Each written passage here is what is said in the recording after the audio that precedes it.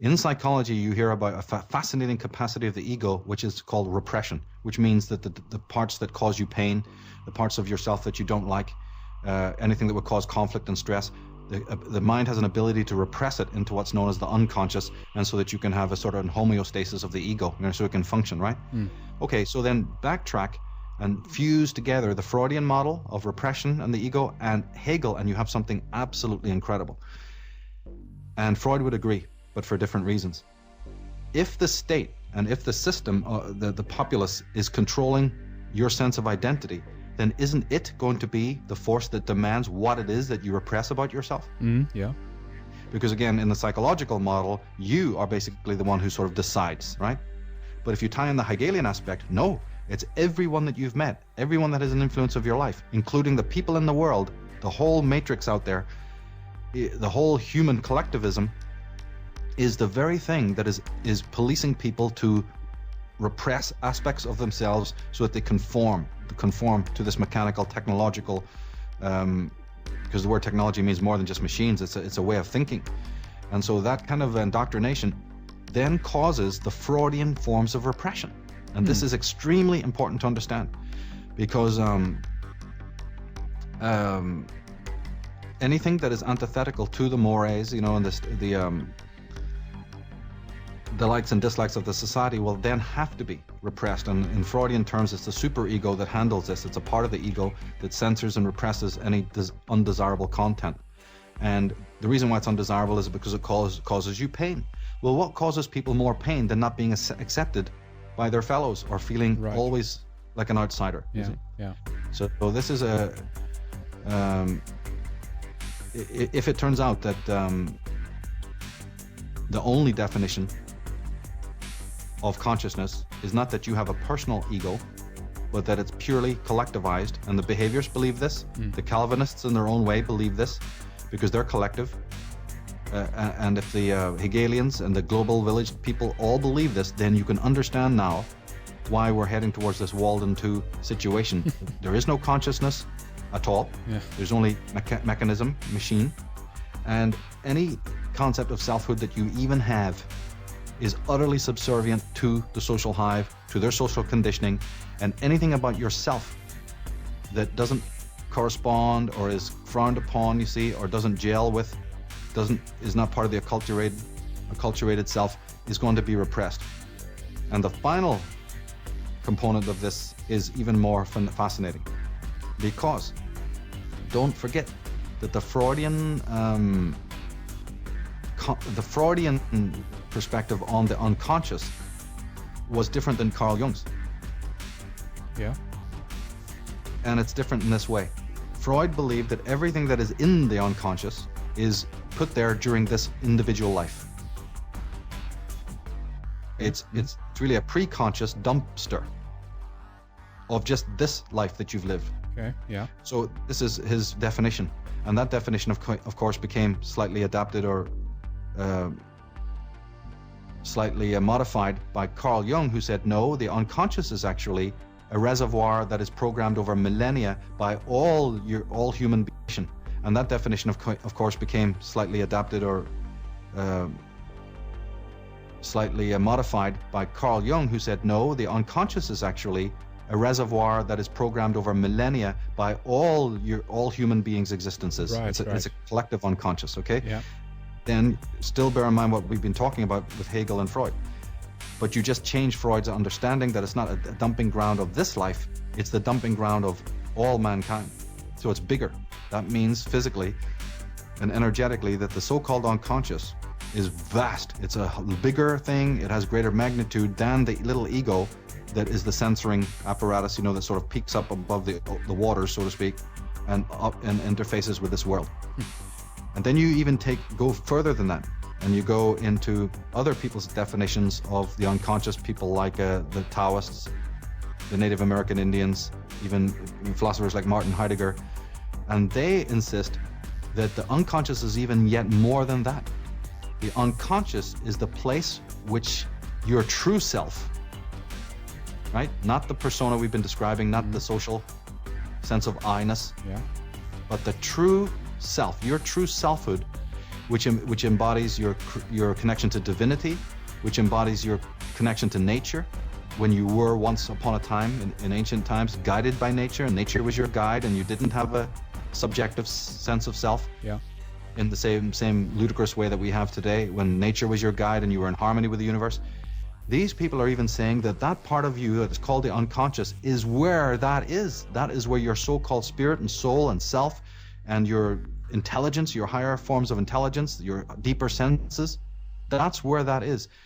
So if that is the case, and I personally believe that that is the case, and that's why it's very important to open up to the unconscious in whatever way that person can manage this, then we start to see, by again flipping it over and coming back to the Hegelian paradigm, what the global village mentality is trying to do, what the religions are trying to do.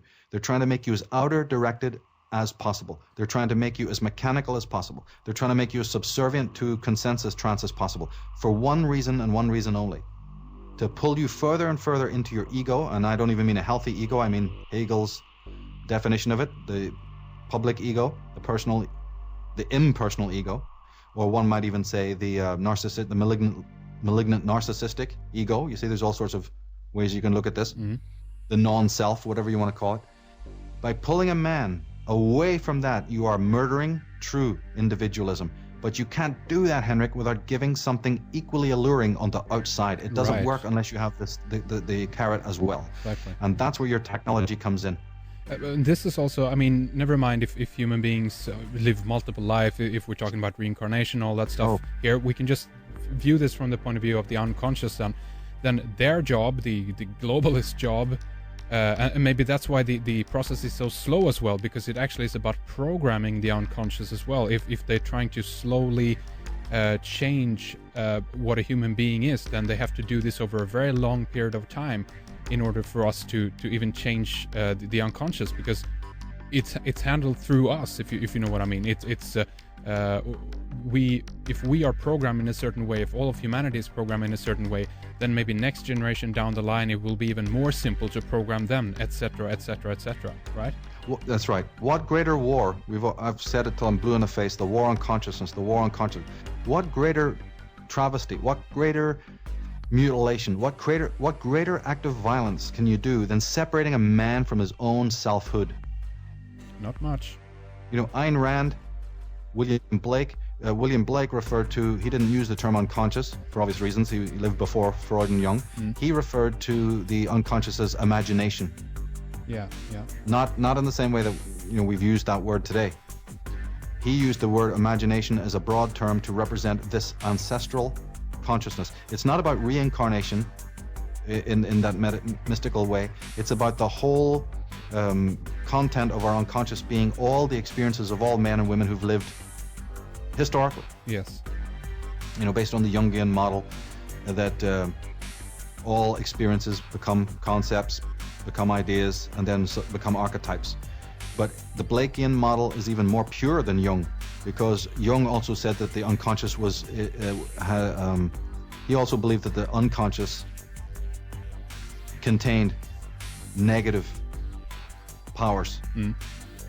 For him it was mostly positive, but it did contain elements like what he called the archetypes, and he believed that the archetypes have darker sides as well that can be threatening to the ego. So you still have a certain model there in which the unconscious is seen as something kind of nasty and potentially ambiguous and ambivalent and dangerous, you know?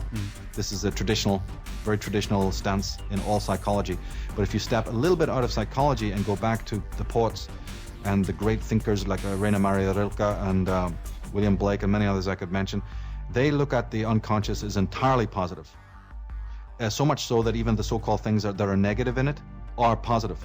And if anything is negative in it, it's because of this repressive dynamic that's going on in the conscious mind. So they have a completely holistic understanding of man's deeper selfhood, which they refer to by different terms. This has to be borne in mind. And then what you say is very true. It has to be slow, because how on earth can you stranglehold, you know, and garrote the unconscious and separate man's conscious mind from his unconscious. It takes a lot of doing, but that is what society is.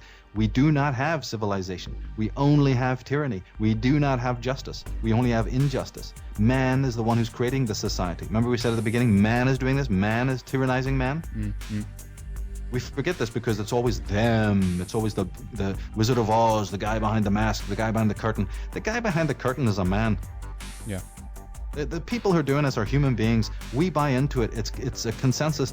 I mean, it's a, what do we call it? It's a contract. Man is creating society. Man represses man. Man goes and murders indigenous people and calls them savages. Man is the one who's building the global village. Man is the one running and hiding from himself. Man is the one who sees nature as a demonic presence. Man is the one who wants some bogus heaven after he's dead and gone. Man is the one who sends children down the mines. Man is the one who murders his fellows for no reason. But Michael, on top of that, I guess, if it's true about the archetypes, then we might look at a situation where some of these individuals who are doing this actually have come to identify with some of these more demonic forces, if you will, and actually are playing out this archetypal evil seed in the world, if you know what I mean. Yes, that's one theory. That is a definite there's legitimacy to that. The existential psychologists, people like Otto Rank and others, and Viktor Frankl and all, they don't buy into that at all. They have since changed their ideas about the unconscious, and they believe that it is entirely man's estrangement from his unconscious and his commitment to the consensus that causes this aberration, that man is cut off from the veins and arteries or the roots, that go deeply into the soil. Yes. And but these psychologists are not saying anything that isn't even in the Bible. The book of Mark says it is from within, out of the mind of man, that all evil emerges. And of course, there's the rebuttal. There is the rebuttal of psychology, right? Yeah. There's a lot of people go, yeah, well, I know my unconscious is full of garbage. Why would I want to go and dig through garbage? And my answer to that is because it's your garbage. It's part of you. Your conscious mind thinks of it as recalcitrant. It thinks of it as toxic waste. No, those are aspects of yourself that are only thrown into a pseudo-darkness because you're addicted to the light. You are a disciple of the light, the false light. But that light has a particular property which throws all the rest of your consciousness, you see, into darkness.